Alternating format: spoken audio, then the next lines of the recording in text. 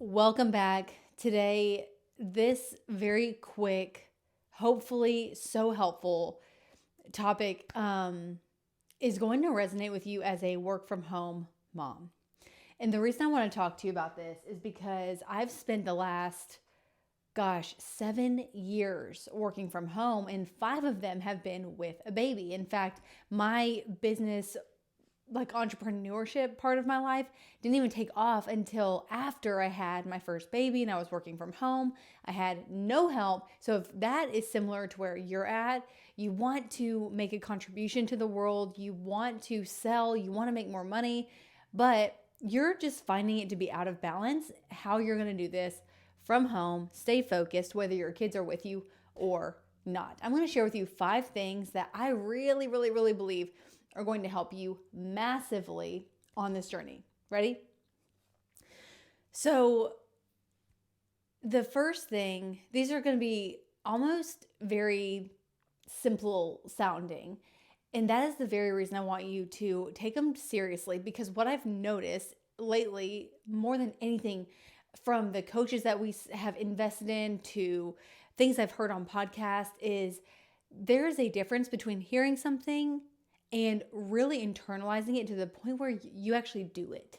Because actually doing these things is what's going to help you feel the results that could produce way more money in your business, way more enjoyment, that at the end of the day, you feel like you produced something amazing and that you gave it all you had, you actually did your work, and you have something to be proud of. Okay, so the first thing I want to offer to you is that when you are a work from home mom, you have kids who wake up, who knows what time they wake up, but generally speaking, what time they're gonna, come downstairs or start crying or whatever they do, no matter what age they are.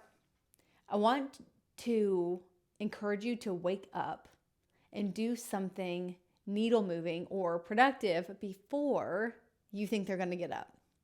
Now, why do I say that? It's not because there are magical things about 3 or 4 or 5 a.m. or anything like that. It's not magic. But what it is you playing offense. And this can come in a lot of different forms. It could be you journaling. It could be you reading part of the book that you're in right now, some personal development. It could be reading your Bible, praying. When you can, or all the above, if you can plan out your time that way, which you absolutely can. And what I encourage you in is to pick, 1 or 2 of those things and just do them before your child wakes up. This is going to help you play offense. What do I mean by that? Well, if you start your day in a reactive state, meaning your kid comes down before you have had a chance to get your coffee, or you haven't even brushed your teeth, and all of a sudden everyone's asking you what's for breakfast, that puts you in a reactive defensive posture, and that's really not going to be the best way for you to get them off to school or whatever they're doing and get into work.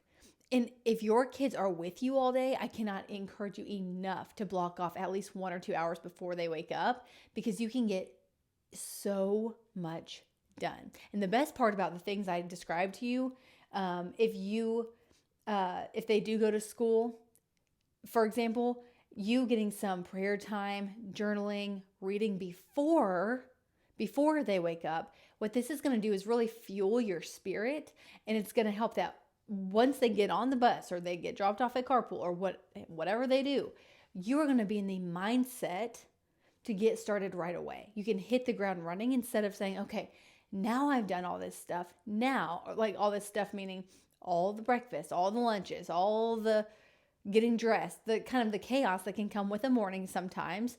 You can get through that even better because your mind and your heart is strong, and then hit the ground running when they are out of the house.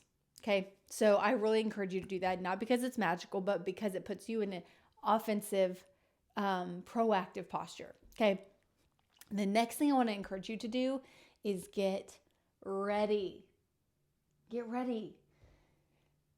what I'm not saying is get dressed a certain way. I'm not talking about what you wear. As you can see today, I am wearing some athleisure. And that's because earlier today I was doing some deep work. I had my headphones, I had my headphones on and was writing and editing and doing some stuff for the business. And so it doesn't matter what you wear per se, but what does matter is that you are in a ready posture. And sometimes this comes with being fully dressed in something that is like work attire, or maybe it's athleisure. But you want to know my biggest tip? My biggest tip here is that you get what we like to call your colors done. And you may have heard of color analysis, seen it on TikTok. Maybe your mom got it done decades ago. But what I want to tell you about is how easy this will make your life. So if you're watching this on YouTube, I'm wearing brown and cream tones. What this is going to do is elevate even a casual look. It's going to bring your work clothes together, and it's going to make you getting dressed way easier, and you will feel so pulled together no matter what. And when you feel pulled together, you feel capital R ready. That's going to mean that you can step into opportunity no matter what. If you have a strike of inspiration and you want to make a post, great, you can do it because you're capital R ready. If you're at the grocery store and you see someone that you want to walk up to, you are ready. You're not hiding. You are someone who takes opportunity and grabs it by the horns. That's what I want for you. So get ready every day. And another very simple thing, put shoes on. Put your shoes on. If you walk around your house, and I'm not saying that this is magic either, but you will have a pep in your step when you have your laces tied or whatever shoes you want to wear. That just helps you know that you're in charge of your day. It's so crazy how these little mental triggers tell your own self, I'm here for business. I follow through with what I say I'm going to do. Let's get after it. So those are my tips. The third one for work from home, mom, when you're wondering what is most important to focus on, this third one, do a reach out of some kind every single day. Now, when I say reach out, again, I'm talking about an offensive posture, proactive posture. This could be a follow-up from a current client, past client that you want to regain touch with. It could be a compliment to somebody that's really thoughtful. You're going to be really surprised by how connecting with people really infuses your work, and it reminds you why you do what you do. These are people. Sometimes you can get so in your head about, what does the market say? What is my marketing and my funnel and my post? What do I do? But when you connect with someone, you reach out to them. You don't just wait for them to come to you, but you reach out to them. You remind yourself, this is who I do this for. I do this for people. I love people. And it really infuses your spirit. So a challenge that I would actually give you, yes, connect with someone every day. And if you want to put it on your list to give a genuine, sincere compliment to 5 people a day to get started, you will be shocked at how this fuels conversations that could lead to sales. It could lead to loyalty. You never know. I would definitely do that if I were you. And I did do that. And I do this every single day. It's actually part of what we call the Sales Girl Protocol. And it really helps you stay in the right spirit and the right actions and ultimately be the person that people want to say yes to when it comes to buying. Okay, number 4. The number 4 thing I would have you do is to put your work out there in some way, shape, or form every day. Now, what we like to say as part of Sales Girl Protocol is a sales message every day. A sales message means that something is going out into the world. Maybe it's a message to your current community of buyers. Maybe it's to a public post, an email, but it is a message that shows people that they can have a payoff. You're not just talking about your offer, you're talking about the payoff that they can have when they buy your offer. And this is going to get you into consistent momentum, and it doesn't take a lot of effort. It just takes you saying, this is the important work I do. letting them know that they have a payoff is the most important work you will do. Because if you believe in what you do and you love people, it is your obligation to do this, to put out the message. And if you want help with this, I could not encourage you enough to sign up for the Sell Your Offer Challenge the next time it happens, because this is what you learn how to do every single day. Put it into practice, how to do it, when to do it, who to do it for. That is what you're going to learn. So if you struggle with this, I can't encourage you enough to sign up. You can even get some coaching, but either way, commit to putting out a message every single day, and you will be blown away by the momentum, because so few people are consistent in this area. Okay, the last thing that I could have said first, but I really want to just make sure I say it at all. Okay, this is the fifth thing.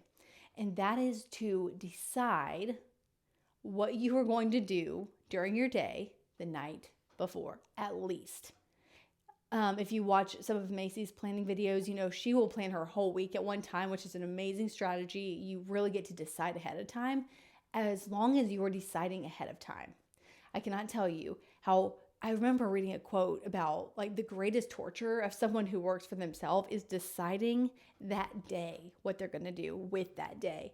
So please decide ahead of time. You will have so much more clarity, and you will have energy reserves to actually think about what the work is going to look like versus what will the work be. Do you sense the difference? Not what work will I do, but what am I going to do with this work? Even in your sleep, you're going to have more creative thoughts and just have more mental space to dream and think about all the amazing things that are going to come from your day. So I hope this helps. There's so much more where this came from. On our team, there have been so many babies born in the last few years, and I just want to tell you, babies make things better. The best stories of our company have come from seasons where a baby was born, and not just because the baby's great, but because of the spirit and the almost the urgency that they bring to the world, which is just a beautiful thing. So we have my third baby coming